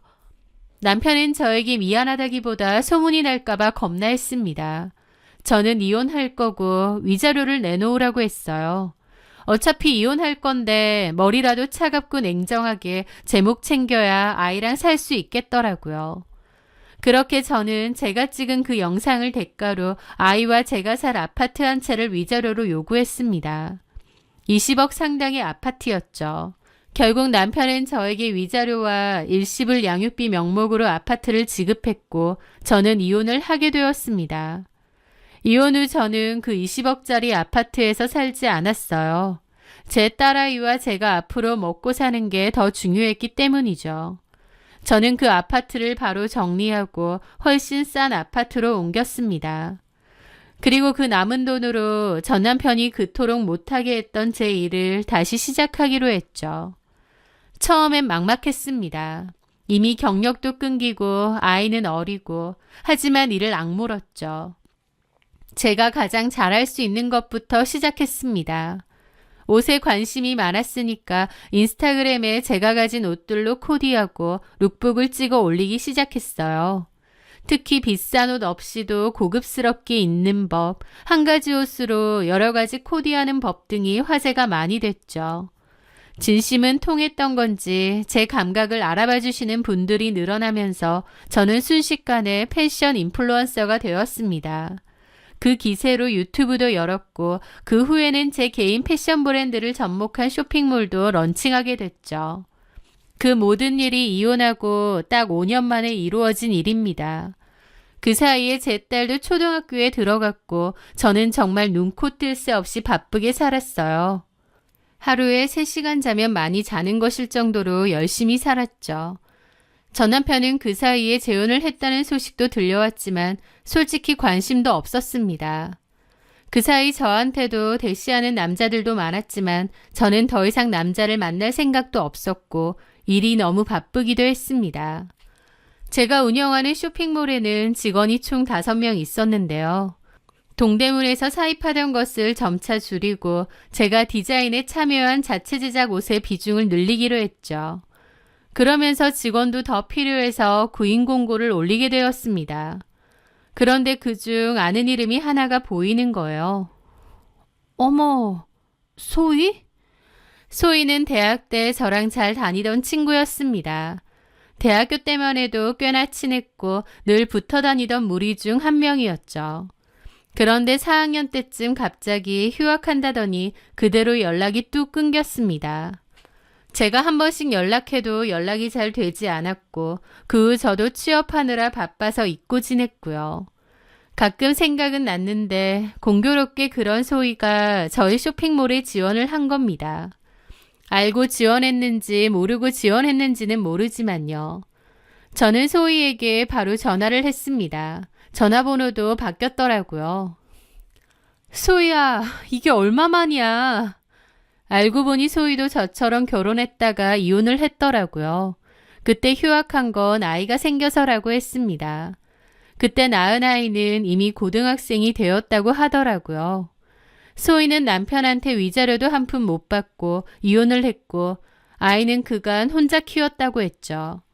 이런저런 일을 전전하다가 겨우 한 회사에 취업했는데 그 회사가 경영 악화로 문을 닫아서 재취업을 준비했답니다. 그러다가 제 쇼핑몰 공고를 보고 CEO가 저인 걸 알았대요. 지푸라기라도 잡는 심정으로 지원했다고 하더라고요. 소희랑 친구이기도 하고 또 소희의 사정이 남일 같지가 않았습니다. 그렇게 소희를 회사로 불렀고 곧바로 소희를 채용했습니다. 이왕이면 친구를 도와주는 게 맞는 거니까요. 그렇게 소희는 저희 회사에 입사를 했는데 정말 열심히 일했습니다. 대학 때부터 감각이 좋던 친구여서 그런지 손도 빠르고 제가 뭘 원하는지 척척 알아듣더라고요. 그렇게 저희 회사를 다니며 저희는 예전처럼 다시 친해졌어요. 회사에서도 잘 지냈지만 회사 밖에서도 잘 지냈습니다. 서로의 전남편 욕을 신나게 하기도 하고 그동안 아이 키우며 느꼈던 고충을 나누기도 하고요. 그러면서 대학교 때보다 더 친해지고 또 서로 많이 의지했던 것 같습니다. 이 험한 세상에 든든한 내 편이 생겼다는 게 좋았습니다. 저는 약해 보이기 싫어서 이혼 스토리를 남들에게 잘 말하지 않았는데 소희에게만큼은 모든 걸 다 솔직하게 가감없이 털어놓았던 거죠. 그런데 그때쯤이었어요. 언젠가부터 제 SNS에 이상한 악플이 달리기 시작했습니다. 꽃뱀 같은 년아, 결혼으로 한탕 헤쳐먹으니 좋니? 4년 좀 넘게 살고 20억 뜯어간 년, 그러니 남편이 바람 피우지. 디자이너는 무슨 남자 등쳐먹고 떵떵거리는 주제에 네가 디자이너면 지나가는 개도 디자이너다. 누가 봐도 악의가 가득한 댓글들이었습니다. 게다가 4년, 20억 등 구체적인 액수와 제 개인사를 아주 잘 아는 사람이겠더라고요. 그러면 누구겠나요?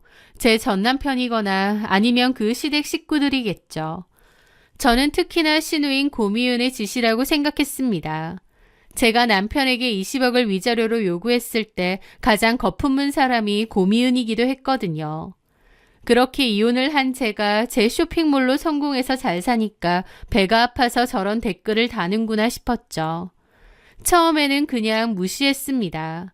하지만 지워도 비공개 계정으로 아이들을 바꿔가며 밤낮없이 저를 저주하는 글이 올라왔어요. 그걸 당하다 보니 잠도 못 자고 스트레스도 너무 심하더라고요. 저의 그런 상황은 소희도 지켜봤고 자기 일처럼 화를 내주었습니다. 이거 완전 미친 거 아니야. 딱 봐도 니네 신우이 집 맞는 것 같다. 네가 이혼한 지가 언젠데 아직도 저러고 산다니? 내가 생각해도 고미은 맞아. 이런 짓을 누가 하겠니? 자꾸 이런 글 올라오니까 쇼핑몰 이미지에도 안 좋아. 안 좋은 소문도 도는 것 같고. 소희가 제 손을 덥석 잡더라고요. 이거 참으면 안 돼. 이런 건 초장이 잡아야 된다니까. 내가 아는 법조인 오빠 있는데 이거 법적으로 신고되는지 한번 알아봐 줄게.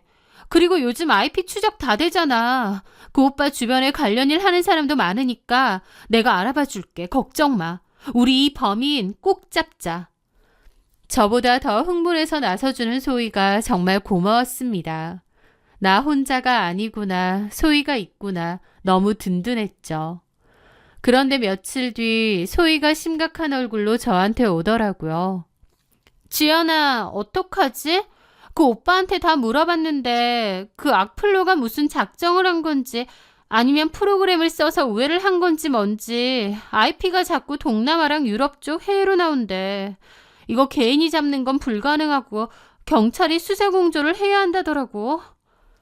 그럼 그렇게라도 해야지, 당장. 제 말에 소희가 고개를 저었어요. 근데 그 오빠 말이 경찰에 신고하는 게 너한테 더 안 좋을 수도 있대. 그게 무슨 소리야? 경찰에서도 이 정도 사안은 잘 안 받아준대. 괜히 신고했다가 20억 위자료 받은 것만 더 소문날 수도 있고 그럼 더 떡밥만 주는 거라고 하더라. 진짜 꽃뱀 맞았다더라 어쩐다더라 하면서 소문에 힘 실어주는 밖에 더 하겠냐고. 차라리 그냥 묵인하는 게 더 나을 수도 있다는데? 라는 거예요. 정말 난감했죠. 너무 열받고 미치겠는데 법적으로 할 수 있는 게 없다니. 아니, 오히려 저한테 해가 될지도 모른다니. 저는 그냥 제 SNS를 비공개로 돌리고 속만 끓이고 있어야 했어요. 소희는 그런 저를 매일 위로해줬고요. 주연아, 힘내. 내가 옆에 있잖아. 그냥 우리가 더 잘 돼서 그 사람들 코를 납작하게 해주자. 응? 그렇게 몇 달을 속만 끓이고 있는데 얼마 뒤 저희 브랜드 법률 자문을 해주시는 변호사님을 소개받게 되었고 미팅을 하다가 문득 이 얘기를 꺼냈어요. 요즘 그런 악플 때문에 골치가 아파요. 뭐 법적으로는 방법이 없다고 해서 그냥 참고 있는데. 그런데 제 말을 듣던 변호사님 반응이 이상한 거예요. 그거 신고 가능한데 왜 안 하셨어요? 아, 저희 회사 직원분이 알아봐 줬는데 IP 추적도 안 되고 경찰에선 이런 거 잘 안 받아준다고 오히려 저만 곤란해진다고 하던데요. 변호사님이 어처구니 없다는 듯이 헛웃음을 치시더라고요. 누가 그래요? 네? 대표님, 비공개 계정 해외 IP 후에 그거 다 옛날 말이에요. 사이버 수사대에서 마음만 먹으면 시간은 좀 걸려도 다 잡아요. 그리고 이건 대표님을 명백히 지명하고 구체적인 액수까지 거론하면서 대표님 SNS에 허위사실 유포하고 명예까지 실추시켰잖아요. 당연히 고소가 되지 왜 안 되겠어요. 이런 게 고소가 안 된다고 하는 변호사가 어디 있겠어요. 그 순간 좀 황당하더라고요. 이상하네. 소희가 분명 확실히 알아봤다고 했는데 좀 의아했습니다. 그러면서 혹시나 싶은 마음도 들더라고요. 그 후 소희 몰래 변호사님을 통해 사이버 수사대에 정식으로 고소를 했습니다. 결과는 며칠 만에 나왔어요. 저는 그날 변호사님이랑 같이 사이버 수사대 담당 형사님을 만나러 갔죠. 그랬더니 범인도 잡았고 연락까지 해서 경찰서로 출두 명령 내릴 거래요. 저는 너무 놀랐고 그래서 범인이 누구냐, 내 전신후 맞느냐 물어봤습니다. 그랬더니 형사님이 그러는 거예요. 이름은 양소희입니다. 여러 개의 비공개 계정을 썼지만 결국 이 사람이 다 한 거였어요. 그 이름을 듣는 순간 온몸에서 피가 싹 빠져나가는 것 같았습니다. 다리에도 힘이 안 들어가고요. 소희가 그 악플러였다고? 말도 안 되고 너무 기가 막히더라고요. 저는 그 길로 경찰서에서 바로 회사로 차를 몰았습니다. 손이 덜덜 떨려서 핸들을 제대로 잡을 수도 없었죠. 저는 그 길로 사무실로 갔고 경찰 연락을 받았는지 소희가 얼굴이 하얗게 질려서는 앉아 있더라고요. 저는 양소희에게 말했습니다. 조용히 따라와. 그렇게 사장실로 들어가서 문을 잠갔습니다. 너 뭐야? 도대체 왜 그랬어? 내가 뭘? 잡아떼지 마. 어차피 경찰서에서 전화 받았을 거 아니야. 네가 악플러였다는 거 다 알고 온 거야. 아니야, 주연아. 그거 뭔가 착오가 있는 것 같아. 내 생각에 내가 너 대신해서 범인 찾아주려고 했잖아. 그러면서 뭔가 내 개인정보가 털린 게 아닐까? 라면서 말도 안 되는 헛소리를 하더라고요. 그만해. 네가 그랬다는 거 이제 다 안다니까? 니네 집 주소까지 나왔어. 말도 안 되는 헛소리 그만해. 제 말에 소희는 아무 말도 하지 않더라고요. 소희의 표정은 다 끝났구나 싶은 표정이었습니다. 너 도대체 나한테 왜 그랬니? 내가 너한테 뭘 어쨌다고? 우리 친구 아니었어? 20억 뜯어간 연인이 꽃뱀이니 그런 소리를 어떻게 해 나한테? 그때 소희가 한참이나 말이 없다가 싸늘하게 저를 보더라고요. 솔직히 내가 틀린 말 했어? 뭐라고? 너 끽해야 4년 좀 넘게 살고 이혼했잖아. 근데 20억? 그게 말이 되니? 너 그 돈으로 이렇게 사업하고 떵떵거리며 사는 거잖아. 나는 너보다 훨씬 결혼 생활 길었는데도 돈 한 푼 못 받고 이혼했어. 그 자식이 빚밖에 없어서 오히려 내가 그 빚 떠안을 뻔했다고. 그래서 내가 그렇게 만들었어? 솔직히 내 입장에서 너무 황당하지. 너는 뭔데 똑같이 이혼하면서 20억이나 받아? 너 전부터 나한테 시집살이니 신우랑 시부모가 무시했니 뭐니 그러나 소연 잘도 했지.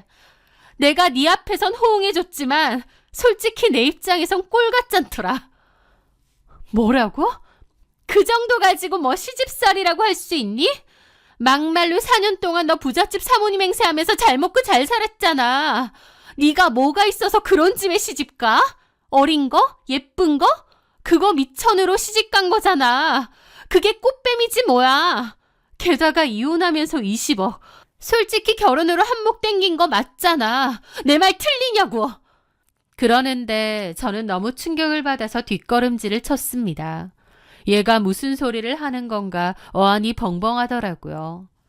자기가 내 전 시댁 식구들 대변인도 아니고 그리고 제가 20억을 받았든 200억을 받았든 지가 뭔 상관인가요? 저는 오히려 바람핀 남편에게 손찌검까지 당했고 저랑 아이랑 살기 위해 이 악물고 싸워가며 받아낸 돈입니다. 그런데 제가 위자료 20억을 받았다는 이유로 아무 상관도 없는 양소희가 제 뒤에서 악플을 달고 저에게 비난을 퍼붓고 있다니. 이게 얼마나 황당하고 어처구니 없는 상황인가요? 내가 너보다 못한 게 뭔데? 학교 다닐 때 공부도 내가 더 잘했고 디자인도 내가 더 잘했어. 인기도 내가 더 많았다고. 똑같은 이혼녀인데 너는 승승장구하고 나는 소희는 그렇게 혼자서 폭주하는데 저는 그런 소희를 가만히 바라봤습니다. 정이라도 남아있어야 큰 소리로 따지고 싸우지. 그때 양소희의 진심을 들은 순간 저는 양소희에게 모든 정이 다 떨어졌고 상종하기 싫다는 생각밖에 안 들더군요. 아니, 상종하면 안 될 위험한 인간이다 싶었습니다. 저에 대한 질투와 열등감이 이토록 무서울 정도였구나 오싹하고 소름이 끼쳤죠. 전 남편한테 배신당한 건 분노였다면 소희한테 배신당한 이 기분은 소름 끼치고 무섭고 또 한편으로 너무 가슴이 아프고 슬펐습니다. 그래, 알겠다. 무슨 말인지 아주 잘 알겠어. 너 오늘부로 해고야. 그리고 나에 대한 그 악질적인 악플들에 대해서 명예훼손, 업무방해, 내가 걸 수 있는 건 다 걸 거야. 내가 네 걸 훔쳐서 가진 것도 아닌데 나한테 그 정도의 감정을 가지는 줄 꿈에도 몰랐다. 무서울 지경이야. 근데 나도 이제 안 참아. 너 더 이상 내 친구도 뭣도 아니야. 각오해. 제 경고에 양소희는 이를 꽉 깨물고 분한 표정으로 울기만 하더라고요. 저는 양소희를 바로 잘랐고 법대로 처리하기로 했습니다.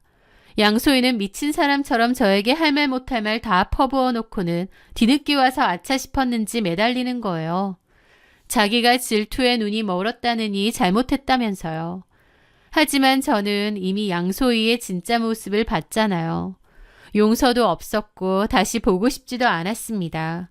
그 용서조차도 진심이 아닐 테고요. 양소희는 끝까지 처절하게 빌었고 끝끝내는 합의를 하긴 했습니다. 제가 합의를 해준 건 옛 친구로서의 정도 아니고 마음이 약해진 탓도 아니었습니다. 그냥 더 이상 엮이고 싶지도 않고 제정신도 아닌 것 같은데 더한 원망을 남기고 싶지 않더라고요. 차라리 합의하고 내 인생에서 영원히 나가라는 생각이었죠. 다만 제가 입은 정신적, 물질적 손해에 관한 합의금은 양소희가 다 갚아야 했고요. 법적인 처벌만 면하도록 합의를 해준 거였으니까요. 저는 양소희에게 합의를 해주며 다시는 그딴 더러운 질투심으로 남의 인생 망칠 생각하지 말라고 딱 한마디 했습니다. 그 일이 있고 얼마 뒤 전 남편 소식도 들었어요. 재혼했다는 건 알았는데 그 세 번째 아내한테도 이혼을 당했대요. 이혼 사유 저랑 똑같았습니다. 알고 보니 첫 번째 이혼도 사유가 같았어요. 바람 그리고 손찌검이요. 하지만 그 세 번째 아내는 저나 첫 번째 아내처럼 조용히 끝내지 않았더라고요. 자기가 당한 거 그 인간이 저한테 했던 짓까지 싹 다 폭로를 했고 완전 뒤집어졌다고 하더라고요. 전 남편은 정신 못 차리고 그러고 살다가 임자 만난 거죠. 양소희는 회사 잘리고 대출 내서 저한테 합의금까지 보냈습니다. 가뜩이나 어렵고 궁핍했는데 손가락 잘못 놀린 대가로 자기 인생을 더 구렁텅이에 밀어넣은 거죠. 지금은 잠도 못 자고 여러 일을 전전한다고 하더군요. 이게 얼마나 한심한 짓인가요? 양소희가 제대로 된 사람이었으면 자기랑 비슷하게 이혼당하고 아픔을 겪었던 제 마음도 공감해주고 저랑 더할 나위 없이 잘 지냈을 겁니다. 서로 위로해주면서요. 그러면 저는 소희를 물심양면으로 도왔을 거고요.